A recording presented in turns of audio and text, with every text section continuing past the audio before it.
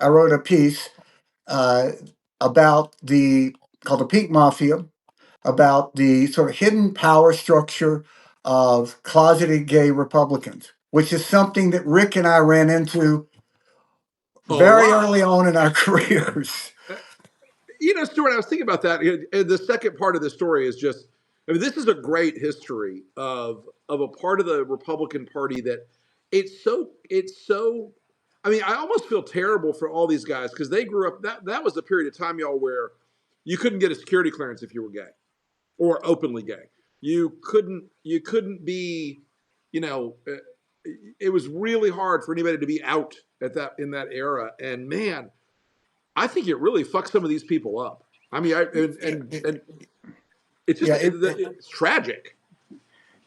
it must have been horrible to Mm-hmm. be in that world in which you knew sort of a key essence of who you are was not acceptable.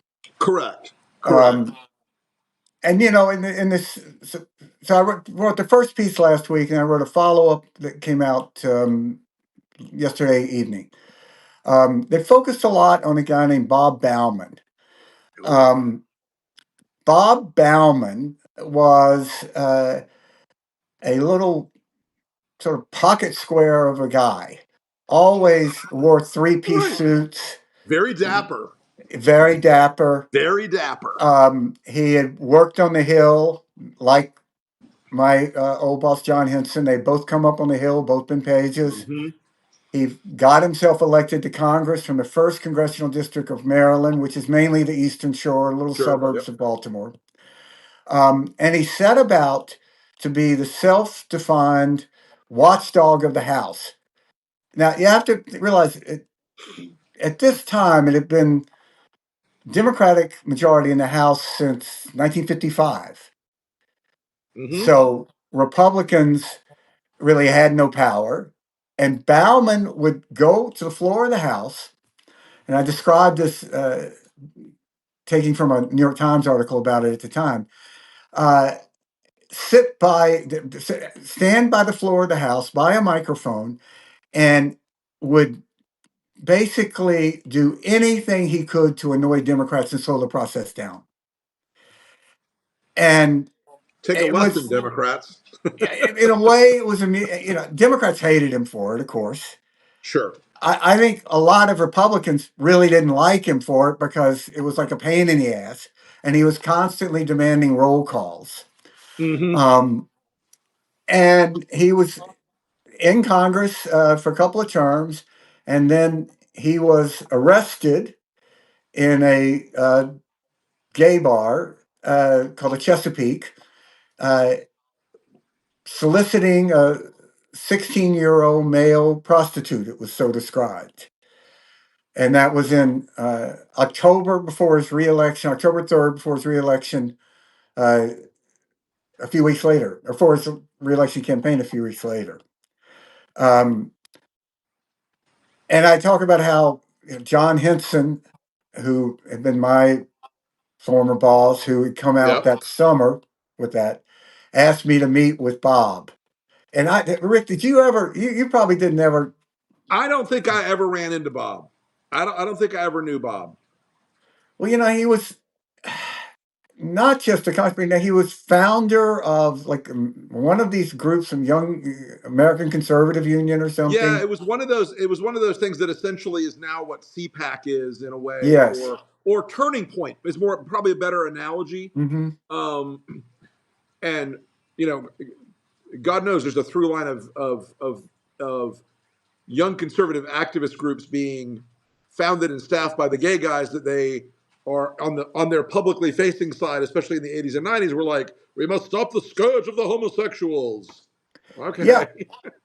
and before like the Sanderses don't say gay laws, um, there was a precursor in the House and in the Senate that attempted to define public morality through various Yes. instruments.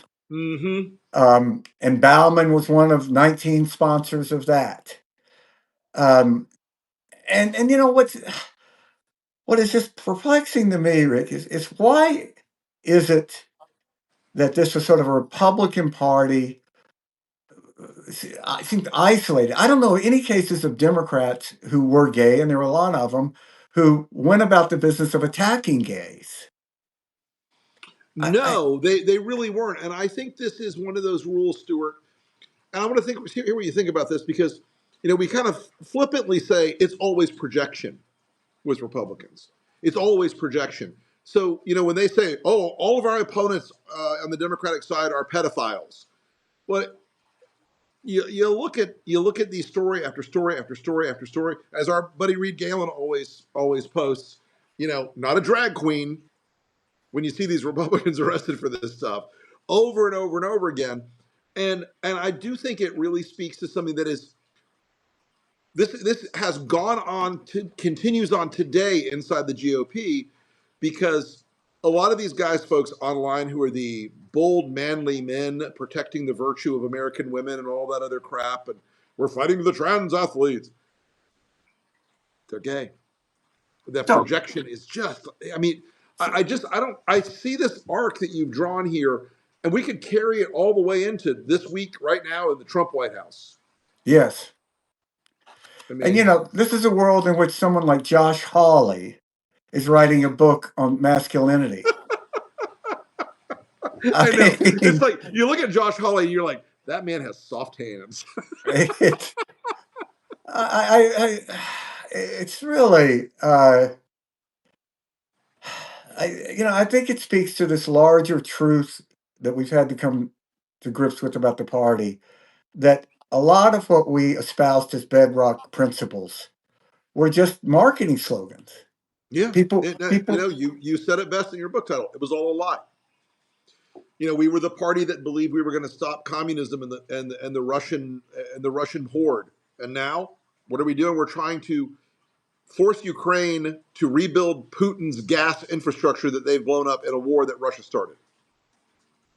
We were the party of fiscal responsibility, at least on paper, aspirationally, and now it's drunken sailors. And drunken sailors ain't in it in terms of the spending. So it just this seems to me like one of those data points that you and I and others have outlined for so long now. It's like the small tragedies and sadnesses and abuses in some of these cases of these guys who were closeted, etc. They really are speaking to a bigger problem inside the party we used to fight so hard for, and that is they don't believe in anything except power. yes, They will tell any lie.